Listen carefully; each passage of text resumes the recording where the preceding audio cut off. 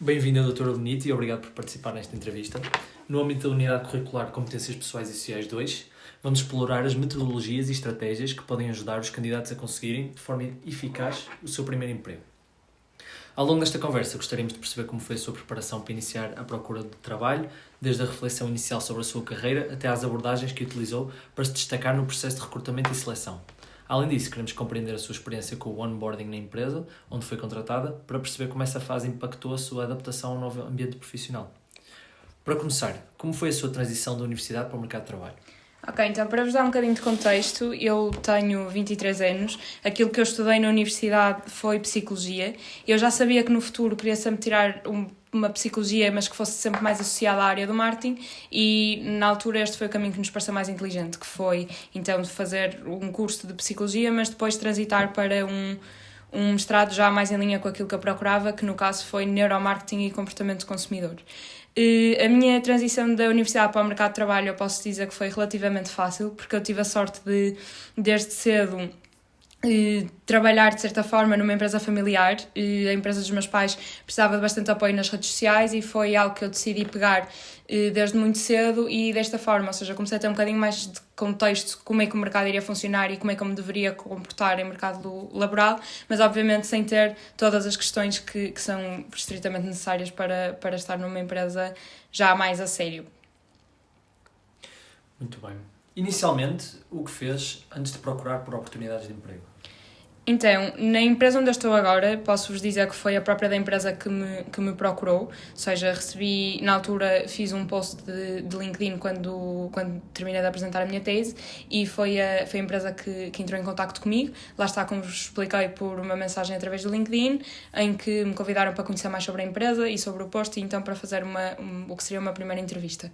Posso-vos dar, sim, por exemplo, o exemplo de quando eu estava em Madrid ainda, na altura em que estava a fazer o meu mestrado, e já tinha acabado o meu estágio, estava à procura de trabalho, e essencialmente o que eu me preocupava por fazer era ter um LinkedIn que estivesse atualizado com aquilo, por exemplo, que foram os meus estudos, a minha apresentação da tese de mestrado, etc. Também sempre, lá está, a preocupação em manter o LinkedIn a par, quer fosse partilhar os questionários que nós tínhamos que fazer para as pessoas participarem, ou seja, tudo isso ter uma presença constante nas redes sociais, como por exemplo o LinkedIn, é algo que eu sinto que fez de facto diferença.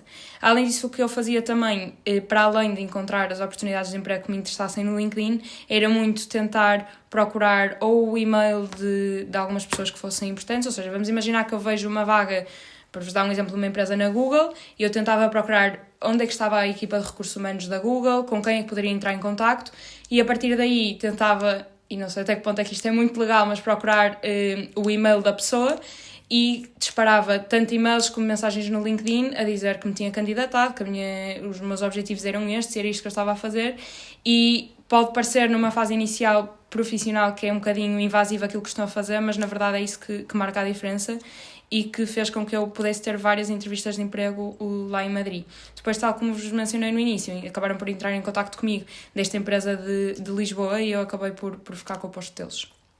Claro. Como todos sabemos, o currículo é sempre um aspecto com peso em qualquer candidatura.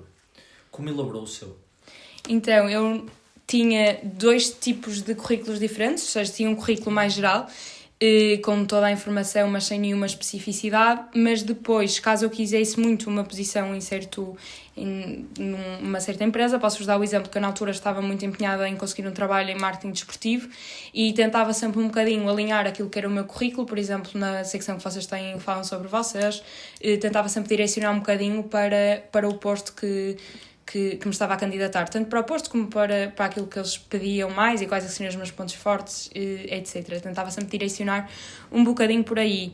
E tinha depois ainda, fora estes que eram sempre os mais específicos que eu me esforçava por adaptar a cada empresa, tinha ainda um geral do género que se usa na Europa, e depois tinha um mais básico, como por exemplo se usa no Reino Unido, que já não tem a nossa fotografia, já é muito mais straightforward e mais básico, o Europass. Disse que faz um CV mais mais direcionado para a área que se está a candidatar, mas há alguma característica que considero que todos os CVs devem ter, independentemente da área em que se estão a candidatar? Sim, eu acho que vocês conseguirem mencionar sempre quais é que são os vossos pontos positivos e por exemplo, as línguas que vocês falam, ter sempre tentarem se destacar, por exemplo, na secção em que vocês falam mais sobre vocês, ter sempre, por exemplo, uma fotografia cuidada, ter muita atenção aos erros, ter a certeza que o próprio CV está escrito sempre na mesma língua, ou seja, termos social media manager e depois ter tudo escrito em português, foi algo que eu sempre tentei evitar, ou seja, tentava sempre manter uma língua base mãe, por forma que quem lesse o meu CV visse que fosse coeso e cuidado. Tentava sempre também alinhar e centrar sempre tudo com o mesmo tipo de letra, ou por exemplo, se for os títulos sempre em negrito, mas tentar lá está, manter uma linha, especialmente na minha área, que está muito associada com a criatividade também, tentar sempre ter uma linha mais ética. Uhum. Falou nas mensagens diretas no LinkedIn.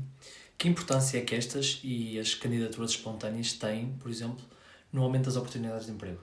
Então, sobre candidaturas espontâneas, consigo-vos dar menos exemplo, mas posso-vos dizer que as mensagens diretas no LinkedIn sempre me foram respondidas. Ou seja, nem sempre de forma positiva de ok, vamos fazer uma entrevista, mas sempre obtive resposta, nem que fosse fala antes com o meu colega X ou Y e mandava-me o próprio LinkedIn do colega. E eu acho que, no fundo, esta insistência, lá está, como eu já mencionei antes, que às vezes numa fase inicial nos pode parecer um bocadinho invasiva, eu comecei a perceber também que não, que isto era mesmo o caminho, que como nós a candidatarmos para postos há muita gente e nós temos mesmo que nos aprender a destacar. E sem dúvida quando eles veem um miúdo ou uma miúda de 21 anos, se calhar estamos a falar de pessoas que estão em cima do recrutamento, estamos a falar de pessoas de 50 e veem alguém que de facto se chega à frente e que manda uma mensagem no LinkedIn ou um e-mail direcionado, cuidado, com uma boa linguagem, sem dúvida que nos traz bastantes benefícios e como vos disse, eu sempre que mandei mensagem por LinkedIn tive resposta. Sei que também não é o mais comum, mas é uma boa estratégia. Ok. Para quem não tem tanta ideia, há alguma estratégia que percebeu que possa ser mais eficaz na abordagem das mensagens no LinkedIn? Então, tal como vos mencionei, eu acho que o mais importante aqui nas mensagens do LinkedIn é mesmo tentarem ser o mais cuidados na mensagem possível, sem qualquer tipo de erros, obviamente, quer sejam ortográficos, quer seja no próprio texto a dizer, ou seja, não mandar uma mensagem, imaginem, sobre que mandariam para uma pessoa da área do desporto não ser a mesma que me mandariam, por exemplo, para a área da moda, ou seja, tentar mesmo ser o mais específico possível, mostrar o vosso interesse naquela empresa, estudar se conseguirem, estudar um bocadinho antes o que é a empresa valoriza, quais é que são os valores éticos da empresa, por forma a vocês, já nesta primeira mensagem, quando eles lerem, pensarem, calma que este miúdo ou esta miúda pode ser muito interessante na empresa porque ela até se alinha com os nossos valores X, Y e Z, e isto foi só uma mensagem, ou seja, isto já lhes abre um bocadinho a mente para aqui pode estar alguma coisa interessante e pode fazer muito sentido trazermos esta pessoa para aqui, nem que seja só para uma entrevista. Ok. Passando agora já para o processo de recrutamento, como é que se preparou para entrevistas ou outras provas porque passou antes de ser escolhida para o cargo que ocupa? Então, eu fiz algumas entrevistas antes deste emprego onde estou agora. Eu acho que o que vos posso dizer que tem mais relevância é mesmo então tentarem sempre estudar a empresa um bocadinho antes, ou seja, perceber onde é que a empresa se destaca, perceber, lá está, quais é que são os valores da empresa, de que forma é que vocês podem ser úteis para esta empresa. E uma coisa que eu gostava muito de fazer, lá está porque o meu trabalho está muito relacionado com a publicidade e com o marketing, era mesmo estudar algum caso que eles tenham tido imenso sucesso, quer seja por uma publicidade que vocês viram na rua, ou uma publicidade, lá está, que vocês viram no LinkedIn, que sabem que teve muitos bons resultados, e poderem dizer, imaginem, pois, porque eu na altura, desde que vi aquela publicidade, fiquei com vocês debaixo do olho e estava sempre à espera de ver quando é que abriria uma vaga para eu me poder candidatar a esta empresa. Ok. Nessas entrevistas, como preparou as respostas para perguntas sobre fraquezas, experiências passadas ou mesmo expectativas salariais? Então, eu acho que aqui o mais importante é vocês saberem, por exemplo, quando vos perguntam as vossas fraquezas, darem fraquezas que de certo modo podem chegar a ser pontos positivos para a empresa, ou não. Ou seja, por exemplo, uma das fraquezas minhas que eu aponto sempre é o facto de eu ser extremamente organizada. Às vezes faz com que eu perca mais tempo, sim, mas por outro lado, se for uma área em que seja estritamente necessária esta organização, como é o meu caso quando faço new business ou business development, é muito importante saber que nós temos os e-mails todos respondidos em dia, que somos os mais rápidos possíveis em responder ao cliente. Então esta organização é algo que eu sei que na minha empresa é bastante valorizada, porque sabem que eu sou proativa, sabem que a minha organização, lá está, leva a esta proatividade e quase que nem sequer se precisam de preocupar, porque sabem que eu já respondi ao e-mail e não há nenhum e-mail que fique, pronto, na nossa caixa de entrada ali à espera. E eu acho que, por exemplo, este caso dos e-mails é fácil para vocês perceberem. Eu acho que é importante também, essas perguntas acabam sempre por aparecer mais cedo ou mais tarde, por isso é importante vocês também terem pensado uma resposta para elas, já desde uma fase inicial, porque são perguntas que de facto fazem a diferença. Eu acho que cada vez mais as organizações procuram pessoas que sejam... se calhar procuram até menos coisas académicas e mais pessoas que saibam que possam aportar à empresa e terem estas respostas na ponta da língua, sem dúvida que é algo que podem beneficiar bastante. Ok. O que acha que fez a diferença para se destacar dos outros candidatos e o que acha que impressiona mais um recrutador numa entrevista? No meu caso, quando eu comecei a trabalhar, a minha área, apesar de em Portugal ser bastante escassa, cada vez, pronto, acaba por haver mais, mas no meu caso eu sei que o que me diferenciou principalmente foi a minha área de mestrado. O neuromarketing é uma área que cá em Portugal pronto, só existe as pessoas que estudaram fora, porque cá em Portugal ainda não há nenhum curso, nenhum mestrado, nem acho que há apenas uma cadeira na Nova sobre isto. Então, no fundo, o facto de eu ter um mestrado que seja tão específico acabou por me ajudar muito na fase do recrutamento. Fora isso, lá está, tal como vos mencionava na pergunta anterior, eu acho que as organizações cada vez procuram pessoas com estabilidade e que saibam estar em frente ao cliente e que se esforcem para o trabalho e não tanto competências académicas. Eu acho que agora estamos muito mais numa fase de soft skills mais do que hard skills.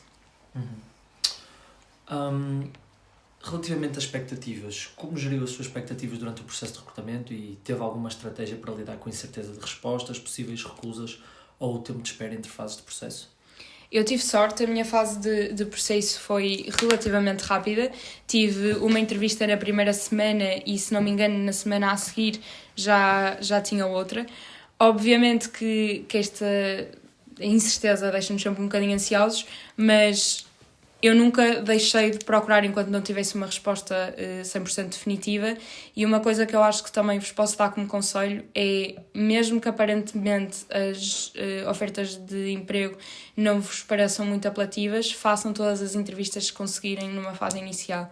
Não neguem ir a entrevistas porque isto não me faz sentido. Até pode não fazer e vocês podem ir para a entrevista a pensar que sabem que não vão ficar com aquele posto, mas até para vocês ganharem conforto face à pessoa que vos está a entrevistar e no futuro, ou seja, serem cada vez melhores, porque é completamente normal que nas primeiras entrevistas de emprego uma pessoa esteja mais nervosa, não saiba aquilo que eles esperam de nós, e toda esta fase, quanto mais treino nós formos conseguindo ter, melhor. E lá está, mesmo sendo numa área que vocês não se revejam a 100%, é sempre uma oportunidade para vocês crescerem e também, obviamente, às vezes as ofertas de emprego não definem exatamente aquilo que numa entrevista, quando vocês falam com uma pessoa, percebem que será o posto. Ou seja, por dois motivos. Um, para ganhar treino e o outro para perceberem, de facto, qual é que é a descrição do trabalho que vocês fariam. Ok. Relativamente já ao processo de onboarding, recebeu alguma formação, algum tipo de acompanhamento inicial e como é que foi este processo? Ok, então na minha empresa nós temos um onboarding muito bem feito, na minha opinião. Nós temos 2 dias de formação, com tanto formação sobre o próprio grupo ou formação do posto em específico. Ou seja, quando nós chegamos lá, tivemos uma primeira fase de manhã em que nos explicavam como é que a empresa funcionava, porque a nossa empresa são 500 pessoas e é uma multinacional, estamos espalhados pelo mundo, então era importante, lá está, perceber um bocadinho como é que a empresa funciona, quais é que são as várias áreas em que a empresa atua e de facto como é que nós podemos aportar para a empresa. Por parte da tarde explicaram-nos também como é que o próprio dia-a-dia funcionaria, como é que teríamos que entrar, sincronizar computadores, etc, etc. No dia a seguir já tivemos então uma manhã muito mais alinhada com a nossa equipa, em que numa fase inicial nos mostram, lá está a empresa, só para vos dar contexto, é o Y-Group, e dentro da Y-Group temos 6 agências distintas lá dentro. Agora 7, que abriu uma nova este ano. Por isso, aquilo que aconteceu foi, neste segundo dia de manhã, nós conversamos com cada empresa específica, percebemos o que é que ela fazia e conseguimos conversar com aquilo que são as equipas idênticas à nossa. No meu caso, eu estou na Y Performance.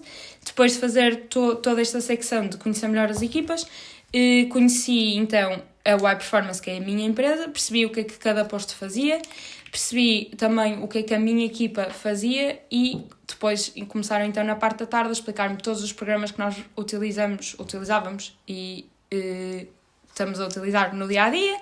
Também conseguimos perceber, ou seja, relacionar-nos com os nossos colegas. A minha chefe, no dia em que nós chegamos, também combinou um almoço com aquilo que seria a minha equipa, que na altura éramos uma equipa de 5 pessoas, para nos conhecermos mais uns aos outros. Também fizemos bastante jogos de well-being e tudo isso eu acho que para uma fase inicial foi importante, foi engraçado e foi útil, sobretudo, para perceber com quem é que eu iria trabalhar, quais é que são as valências de cada um de nós e de que forma é que nós nos podemos complementar. E, seja, toda esta fase de onboarding, que no fundo, se calhar até parecia mais jogos e etc., foi uma coisa que acabou por se tornar 100% necessária e frutífera para nós. Ok.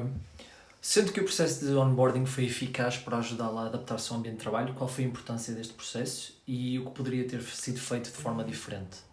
Ok, então, lá está, como vos mencionei, o processo de onboarding eu achei que foi bastante frutífero.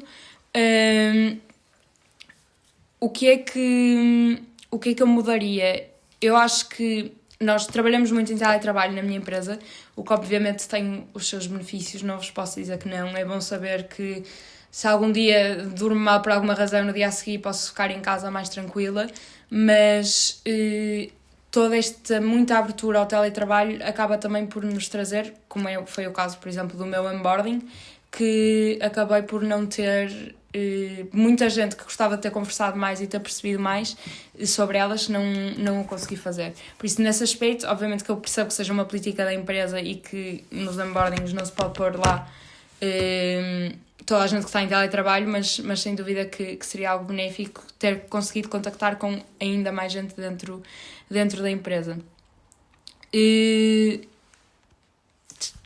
Por outro lado, claro que vos posso dizer que o processo de onboarding foi inacreditável, porque sinto que tivemos tanto a fase mais profissional, em que nos explicaram como é que a empresa funcionava, explicavam aquilo que nós íamos trabalhar, aquilo que seria o nosso dia-a-dia, etc, etc, etc, mas ao mesmo tempo também tivemos, lá está, a fase dos jogos mais tipo well-being, conhecermos uns aos outros, etc.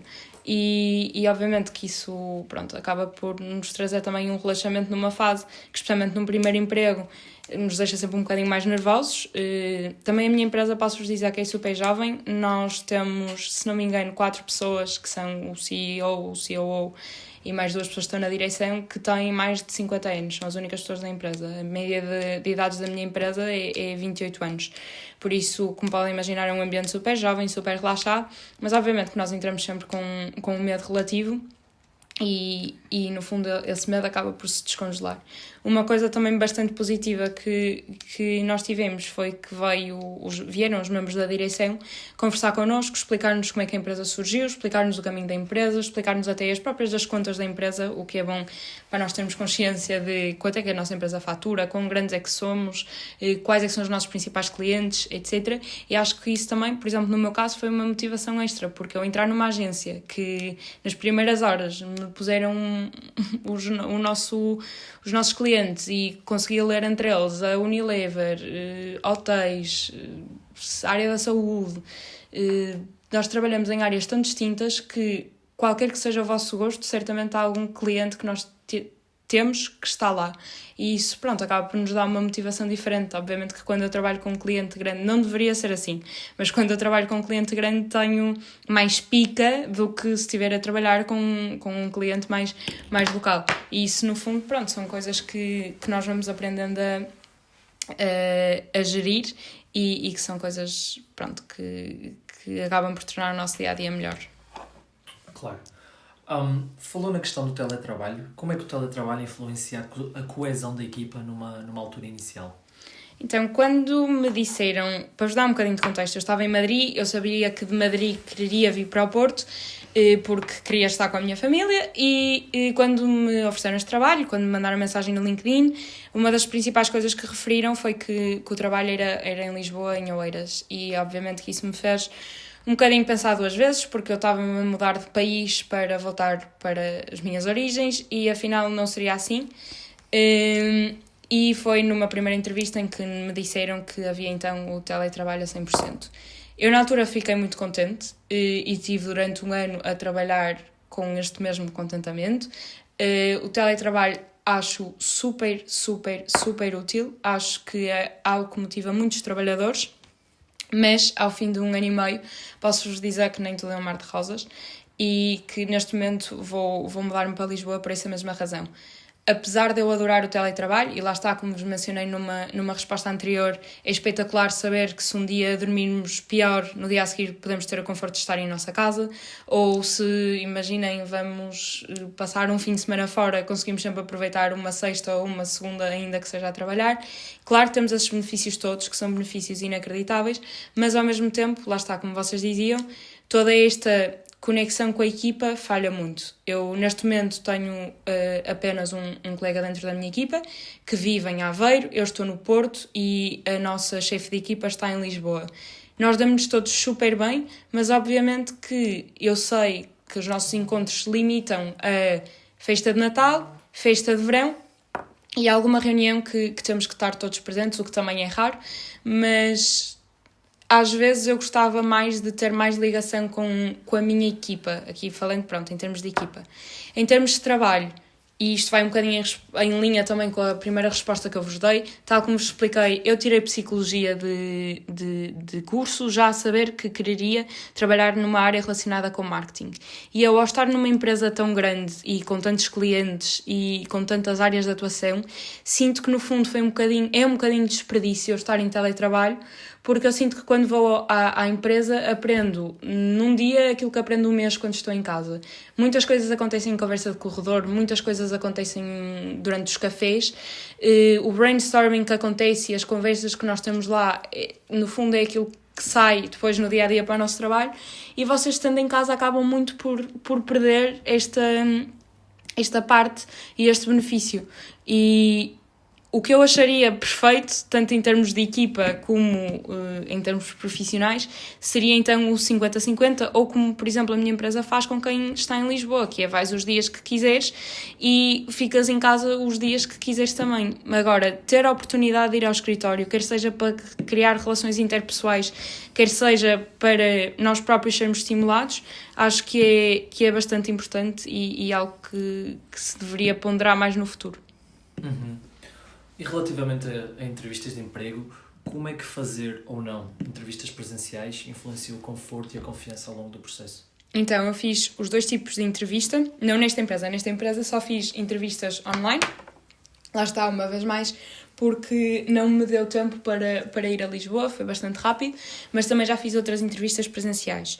O que é que eu vos posso dizer? A nível de entrevistas online, obviamente que é muito mais cómodo, muito mais confortável vocês saberem que estão, pronto, através de um ecrã, mas se eu tivesse a minha empresa, eu apostaria nas entrevistas presenciais, porque acho que esse desconforto trabalha muito no nosso crescimento, conseguimos perceber melhor a pessoa que temos à frente, conseguimos ler postura corporal, ou seja, todas estas mini fações que existem acaba por ser mais apanhadas, digamos assim, quando estamos presencial do que quando estamos online. Posso-vos dar também um exemplo de quando eu tenho reuniões com clientes, quando o cliente é importante, quando a proposta é importante, quando aquilo que queremos levar ao cliente é de facto relevante. Eu tento sempre, mesmo que esteja no Porto, ir para Lisboa, nem que seja só para fazer esta reunião. Ou seja, a maioria das reuniões, não vos vou mentir, fazemos sim desde casa, mas de facto eu acho que há certas fações no nosso trabalho que acho que o presencial ainda tem muito, muito peso, sendo, por exemplo, as entrevistas de trabalho uma delas. Já falou da parte do teletrabalho e não conhecer tão bem a equipa. Para além disso, quais foram os maiores desafios que enfrentou nos primeiros meses de trabalho e como é que os superou? Então, eu posso-vos dizer que nos primeiros meses de trabalho eu estava muito, muito frustrada. Eu sou uma pessoa muito perfeccionista, gosto sempre de dar 100% de mim e lá está, uma vez mais em linha com as respostas que vos dei anteriormente, a minha formação nunca foi na área do marketing e eu entrar numa agência de marketing sabia obviamente que seria então um bocadinho desafiante e foi. Há muitos termos, primeiro a empresa é enorme e no início as pessoas dizem falas com a Inês, falas com o Filipe e eu não fazia a mínima ideia quem era a Inês ou o Filipe, o que acaba, lá está, mais uma vez com isto do online à mistura, por ser desafiante. Sentes-te perdido, sentes que não sabes quem é ninguém, não sabes quais é que são os termos que estão a falar, não sabes os clientes, e isto no início sim, foi bastante frustrante. Eu não sabia que clientes é que tinham contratado o quê, com quem é que eu poderia falar, e eu, sendo uma pessoa que gosto sempre de dar o 100% de mim, sentir que sabia que só podia dar 60% porque não tinha mais conhecimentos, era algo que estava de facto a dar comigo em maluca. Mas é sempre importante mencionar-vos que isto é um desafio que acontece a toda a gente. Eu, na altura, comentei com as minhas pessoas mais próximas, com os meus amigos, com os meus familiares, e eles disseram-me que era completamente normal. E, de facto, agora que estou a fazer 1 ano e 6 meses na empresa, cada vez mais percebo que o crescimento é algo que temos que dar o nosso tempo e que é normal nós não sabermos tudo sobre a empresa em que acabamos de entrar, nem sobre os seus métodos de trabalho. É normal batermos com a cabeça nas paredes algumas vezes, é normal acharmos que estamos a fazer uma coisa muito bem e não ser aquilo que a empresa estava à procura e sermos corrigidos nesse sentido. E o mais importante eu acho que é dizer-vos que não se frustrem neste primeiro. Há quem diga que são 6 meses, na minha opinião até entrar mesmo em velocidade cruzeiro são 8 a 10 meses.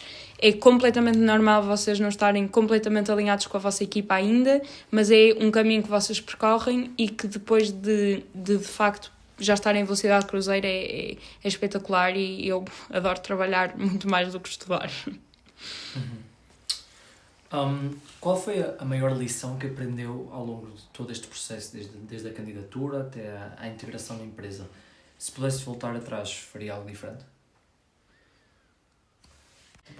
Então, eu acho que a primeira coisa que vos diria sobre a lição que eu aprendi seria não tanto referente a este trabalho, mas sim referente ao meu estágio.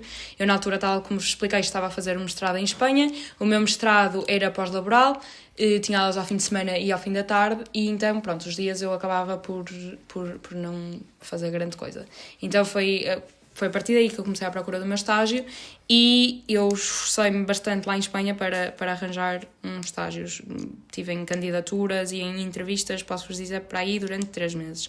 E acabei por arranjar um estágio que na altura não era exatamente aquilo que eu queria fazer. Era como business developer, ou seja, basicamente o meu trabalho consistia em tentar chegar a CEOs de empresas espanholas ou portuguesas e convencê-los para fazermos uma entrevista em que pudéssemos apresentar os serviços que nós vendíamos. Não era de todo aquilo que eu ambicionava fazer, porque nunca foi uma área que me chamou, mas eu acabei por aceitar, lá está, porque os meus dias, primeiro, por uma questão monetária, e segundo, porque para completar os meus dias e para poder começar, lá está, a ter uma experiência profissional. O que aconteceu foi que, entrando na empresa, eu não gostava nada do trabalho que fazia, não me sentia realizada, sabia que não estava a fazer um trabalho bom, ou seja, também esta motivação acabou por falhar muito, e comecei a ficar super frustrada. Depois, o tempo que eu tinha para estudar, por causa do mestrado, por causa do trabalho, já não era assim tanto, e no fundo entrei numa onda de frustração. Então acho que o que eu vos posso aconselhar é também não aceitem tudo o que vos apareça, ou seja, tentem mesmo perceber, as entrevistas não servem só para eles saberem se vocês são um bom fit para a empresa, é mesmo para vocês perceberem se a empresa é um bom fit para vocês, se vos interessa, se ambicionam aquilo, se têm uma... como é que seria o vosso crescimento laboral dentro da empresa. Ou seja, toda esta parte, eu acho que nós somos muito formatados para, sais da faculdade, fazem-te uma proposta de emprego e tu aceitas. Não deve ser assim tanto. Nós não somos considerados sortudos porque tivemos uma proposta de emprego. É importante perceber se de facto esta proposta de emprego interessa para nós. Não é só a empresa que está a ser... Vocês também têm que selecionar a empresa para onde vocês vão. E muitas vezes eu acho que nós nos esquecemos disto e foi, lá está, como vos digo, um erro que eu considero que foi bastante grande para mim.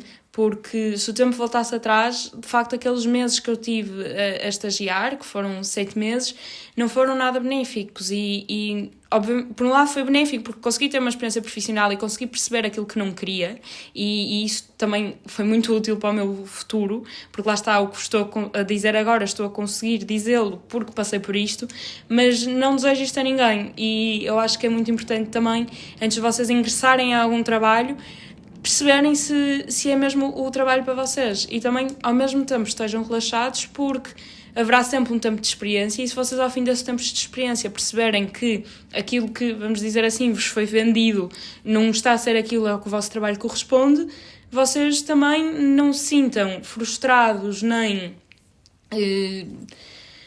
frustrados ou preocupados com, olha, isto não é mesmo aquilo que eu quero fazer, porque muitas vezes estar nessa posição só leva psicologicamente da asneira. Relativamente a esse estágio, como foi a procura por oportunidades e sabendo que acabou por não entrar no posto a que se candidatou, como é que fez a gestão de expectativas e como é que afetou a sua performance? Então, relativamente à procura, foi essencialmente através do LinkedIn. Na verdade é que a universidade não tinha estágio obrigatório, ou seja, o apoio que eles nos davam era relativo. Depois, no fim do curso, sim, ok, deram-nos mais oportunidades, pronto, mas nessa altura quem estava à procura de estágio desde o início acabou por o encontrar sozinho, que foi o meu caso. Eu desde que cheguei a Madrid, que foi em setembro, comecei logo à procura e, se não me engano, eu comecei a trabalhar em janeiro, ou seja, eu tive de setembro a janeiro, afincamente à procura de um estágio. Filo essencialmente através do LinkedIn, pesquisava pelas minhas keywords que estava à procura do trabalho e, de facto, encontrei um posto que me interessava, numa empresa que me interessava e candidatei-me à mesma, que no caso posso-vos dizer que era de marketing, era gestão de redes sociais da empresa em questão. Quando me ligaram da empresa, explicaram-me que me estavam a ligar desta mesma empresa, mas não para o posto que eu me tinha candidatado. Uma recomendação que eu vos dou também é vocês terem sempre uma folha de Excel, um documento em que tenham apontado qual é que é a empresa, o nome do posto e a descrição do posto para que vocês candidataram, porque às vezes no meio de tantas candidaturas vocês acabam por perder o fio à meada e há muitas candidaturas que vocês fazem que não vão ter uma resposta imediata, ou seja, respondem-te um mês depois e tu já não te lembras nem da empresa, nem do posto, nem nada. E dessa forma eu acho que é uma boa organização, foi algo também que vos posso dar como conselho que eu falhei e que eu deveria ter feito. E quando me ligaram e explicaram aquilo que seria o trabalho, a mim pareceu-me bastante interessante. Numa segunda entrevista que tive com eles, ou seja, esta primeira até foi por chamada, numa segunda entrevista que tive com eles em que me foi explicado, lá está, um bocadinho pela pressão de não estou aqui a tirar o melhor proveito do meu tempo, acabei por ouvir aquilo que me estavam a explicar e pensar, bem, melhor isto do que estar fechada em casa e acabei por aceitar o posto. Em termos de frustração, posso-vos dizer que foi bastante complicado, ou seja, numa fase inicial é normal uma pessoa vem entusiasmada. Posso-vos dizer também que a minha chefia não era a melhor e então eu acho que é muito importante vocês terem uma chefia com que vocês se identifiquem e que de facto ajude e perceba que os erros iniciais são normais e são essenciais. Isso também me falhou um bocadinho, ou seja, eu sentia que não estava a fazer aquilo que gostava, o feedback que recebia era constantemente mau e posso-vos dizer que vivi uns meses bastante frustrada e ainda por cima uma das maiores frustrações era que eu trabalhava juntamente com a equipa de marketing, que de facto tinha sido para aquilo que eu me tinha candidatado e a equipa de marketing fazia aquilo que eu ambicionava fazer. Então, no fundo, eu continuei a trabalhar e já sabendo que que não iria voltar a cometer este erro. Ou seja, eu acho que o que eu posso tirar desta experiência que eu tive foi mesmo aprender com o erro e perceber que nós não temos que nos adaptar a todos os trabalhos que nos são oferecidos, por mais que às vezes isso implique mais um mês de procura ou mais 2 meses de procura. Obviamente que, pronto, sabendo que o estágio estaria, quando o estágio estava a chegar ao fim, eu sabia perfeitamente que não quereria renovar com eles e pronto, isso eu pôr o ponto final onde eu achei que era necessário e de facto, pronto, é algo que de certa forma eu me orgulho porque também é uma coisa complicada de fazer, especialmente numa idade tão jovem, eu quando estagiei tinha 20 anos, mas foi então perceber que de facto as coisas que não são para nós e também está tudo bem em relação a isso. Muito bem. Então, e para concluir, que conselhos daria a alguém que está agora a iniciar a sua procura de emprego? Então, o primeiro conselho que eu vos posso dar é, de facto, ter muita paciência. É um processo que é normal que seja demorado, é um processo que muitas vezes é frustrante. Os pontos principais que eu vos diria é, ponto 1, ter um bom pré, ou seja, ir bem preparados, ir com o CV bem montado, ter a certeza que não há erros ortográficos, que o CV está coeso, que está atualizado, que está todo na mesma língua, etc.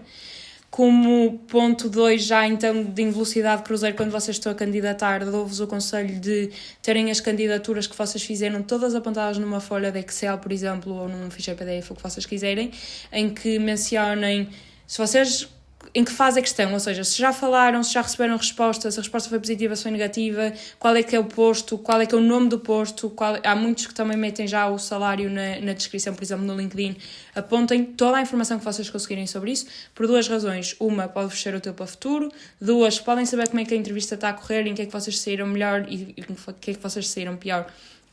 E aproveitar estes erros para daqui para a frente, pronto, terem um desempenho cada vez melhor. E, essencialmente, pela organização. Como mencionei há bocadinho, há muitas empresas que não vos vão dar resposta rapidamente, isso é o mais provável.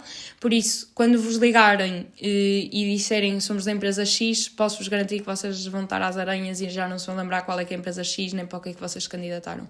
E vocês terem aquele ficheiro em que podem olhar e perceber, ok, a empresa é esta, eu candidatei-me para este posto, foi no dia X, até isso é importante, porque imaginem, se vocês estão numa empresa, se vocês candidatam a uma empresa há 3 meses e eles vos ligam agora, vocês também conseguem tirar alguma informação sobre essa empresa e podem mesmo perguntar, olhem, por curiosidade, porque é que vocês só me ligaram agora?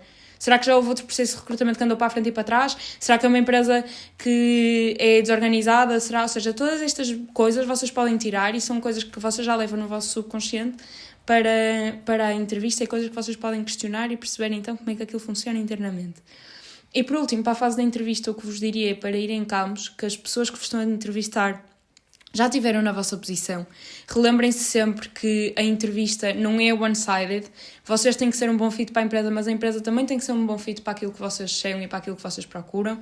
Não se esqueçam que, se vocês quiserem crescer dentro da empresa, perguntem sobre isso. Perguntem, olha, há quanto tempo a quem vos está a entrevistar, há quanto tempo é que estás aqui e em que posição é que estás? O que é que estás a fazer? Será que a pessoa que me está a entrevistar, se for um manager e está lá há 9 anos, faz-vos sentido que ele esteja lá há 9 anos e só seja manager? Vocês não queriam ser manager daqui a 2 ou daqui a 3? Ou seja, tudo isto, tentem tirar o máximo que conseguirem, façam as vossas notas, perguntem. Não são só eles que vos têm que perguntar a vocês. Perguntem, sejam exaustivos. Perguntem-lhes, ok, de que forma... Eles vão-vos perguntar de que forma é que pode ser bom para a empresa e vocês perguntam e de que forma também é que a empresa, porque eu? Porque é que eu marco a diferença em relação aos outros candidatos? Esforcem-se para perceber. Eu acho que uma coisa que não nos falam é que as entrevistas não são one-sided. Isso foi uma coisa que cada vez mais tenho noção disso e gostava de ter tido mais quando era mais jovem, porque de facto tem que ser um bom fit para ambos e não só para um lado.